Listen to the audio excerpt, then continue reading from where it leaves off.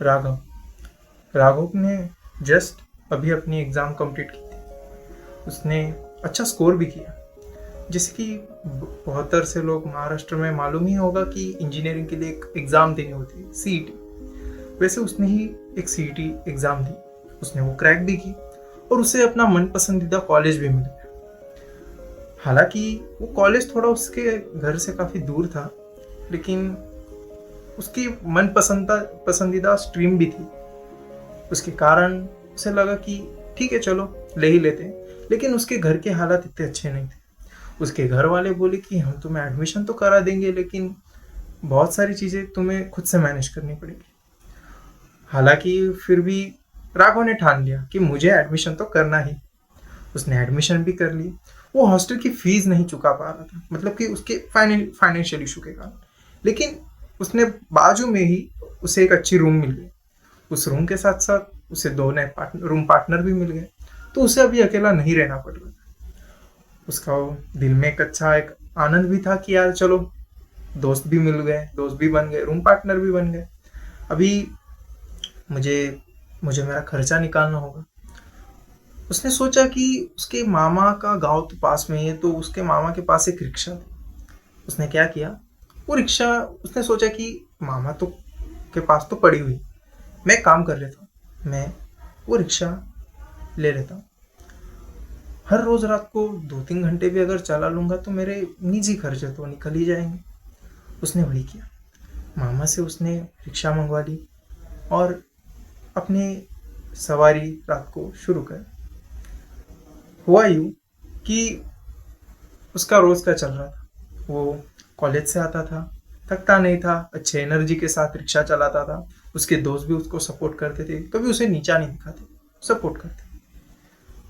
एक दिन हुआ यूं कि जैसे हर आपके साथ भी मेरे साथ भी एक मोड़ आता है जिसे हम सबमिशन असाइनमेंट बोलते हैं। वैसे उसके भी दिन आ गए और उसे असाइनमेंट देने पड़ा। उसका असाइनमेंट की डेट थी, मतलब सबमिशन की डेट। उस रात, उस दिन हुआ यूं कि उसका नंबर कुछ लास्ट में था और उसके दोस्तों का नंबर भी हो चुका था, लेकिन वो लास्ट में था। उसके कारण उसे उस दिन थोड़ा लेट कॉलेज से छूटना हुआ। रूम में वो तीनों पहुंचे होंगे शायद 6-7 के अराउंड।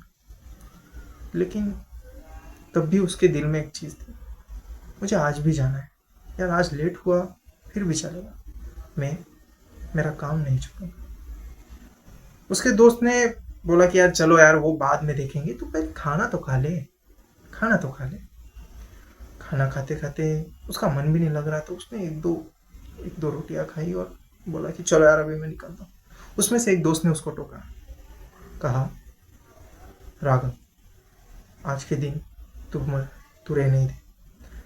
आज की रात बहुत भारी है, प्लीज आज के दिन तू रुक जा।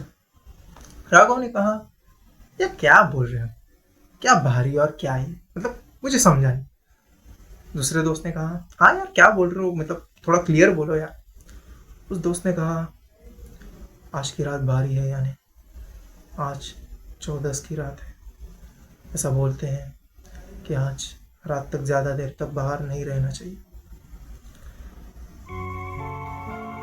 ऐसा ही सन्नाटा रूम में छा गया। लेकिन राघव ने ठान लिया, यार अभी हम 21वीं सदी के, हम टेक्निकल लोग हैं, मतलब टेक्निकल फील्ड के लोग, और साइंस लिया होगा ऐसा। उसके दिमाग में आया कि यार क्या, आज जाने दो इसे, छोड़ो इस बात। लेकिन दूसरे दोस्त ने आगाह किया, राघव ये बात कोई भी हो, लेकिन तुम ज़्यादा दूर नहीं जाओगे, क्योंकि रात भी बहुत हुई है और तुम भी काफ़ी थके हुए हैं। तुमने खाना भी ठीक से नहीं खाया। जो होगा वो बाद में होगा, लेकिन तुम पहले इसी एरिया में रहो। राघव ने कहा, ठीक है चलो यार, मैं जाता तो हूँ, लेकिन आज है ना थोड़ा जल्दी आ जाऊंगा और अपने पास के एरिया में रहूंगा। राघव ने रिक्शा निकाली, टाटा बाय बाय किया, वो निकल पड़ा अपनी सवारी लेने। रोज की तरह वो सवारी लेने गया। लेकिन हुआ यूं कि आज क्या यार, सच में रात तो भारी नहीं थी, लेकिन राघव के लिए भारी हो, उसकी जेब के लिए, क्योंकि उसे कुछ कोई पैसेंजर मिला ही नहीं। वो देर रात तो मतलब एक घंटे से 1.5 घंटा हो गया, 1.5 से 2 घंटा, लेकिन वो बैठा ही हुआ था यार, आज मिल क्यों नहीं रहा कोई। लेकिन जैसे ही उसने रोड की दूसरी तरफ देखा तो उसे एक पैसेंजर मिला, उसे एक सवारी मिली। उसके दिल में एक चाह आ गई, यार ठीक है चलो इतनी भी भारी नहीं, एक सवारी भी हो गई तो बहुत है। उसने रिक्शा को उसकी तरफ मोड़ा, वो रोड के दूसरे। उसने जल्दी जल्दी में बोला, साहब साहब जल्दी बैठ जा। वो आदमी बैठ गया। उसने चलाना शुरू ही क्या किया, पूछा भी नहीं कि क्या कैसा क्या। वो एक्साइटमेंट में आया, यार इतनी देर से मुझे कोई नहीं मिला, एक तो मिला, ठीक है चलो। 2 मिनट हो गए लेकिन पैसेंजर ने कुछ नहीं बोला। उसको लगा यार ठीक है यार, थक हार के आया होगा या फिर कुछ होगा। उसने बात करने की कोशिश की, साहब क्या हुआ, किधर जा रहे हो, हम कब से चल ही रहे हैं, कुछ बताओगे भी, कहाँ जाना है। सामने से कोई जवाब नहीं आया। राघव को लगा यार शायद नौकरी वगैरह या फिर छोकरी वगैरह के कारण ब्रेकअप हो गया हो या फिर कुछ होगा, इसके कारण वो शांत है। नहीं तो हालांकि अक्सर लोग बोलते हैं रात को। उसने सोचा कि ठीक है चलो, 2 मिनट और हो गए, 5 मिनट हो गए, वो बोल ही नहीं रहा था। फिर राघव ने सामने से बोला, क्या करते हो साहब, जाने दो ना, जो हुआ उसे छोड़ो, नई शुरुआत करो। अब जो भी है यहाँ से शुरुआत करो। ये सुन के ही वहां पे अचानक एक सन्नाटा छा गया, जो था पहले से ही, लेकिन राघव को कुछ अजीब लगने लगा। उसने अपने सामने के मिरर की तरफ देखा, उस आदमी का नीला चेहरा नजर आने लगा। उसका चेहरा काफी नीला था, इतना नीला कि आसमां से भी। उसकी आंखें इतनी गहरी काली थी कि उसकी सफेद ये दिख ही नहीं रही। वो डर गया, उसे लगा कुछ तो है ये, कुछ तो अपनी सोच के परे। उसकी सांसें तेज हो गई, इतनी बहुत। उसने पीछे मुड़ने की हिम्मत की, लेकिन तभी उसे मिरर से देखा कि वो आदमी हंस रहा है। उसके बाद उस आदमी ने उससे कहा, क्यों, तुम्हें पता नहीं, तुम्हें हालांकि ये भी पता नहीं, तुमने मुझे आमंत्रित किया, तुमने अपनी मौत को दावत दी है। हालांकि अब नई शुरुआत अब होगी, और उस शुरुआत की शुरुआत तुमसे होगी।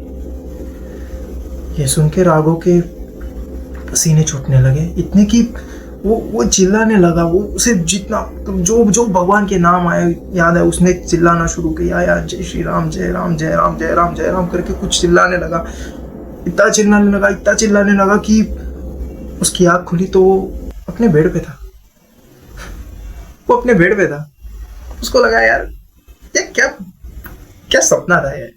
लेकिन तभी उसके दोस्त ने कहा, अरे राघव चल जल्दी उठ, अपना सबमिशन की डेट है आज, चल। तो राघव ने जल्दी अपनी ड्रेस वगैरह पहने, कॉलेज का यूनिफॉर्म, और कॉलेज के लिए वो रिक्शा से जाते थे। तो उसकी खुद की रिश्ता थे, लेकिन डिस्टेंस पे था, इसके कारण वो रिक्शा से जाते थे।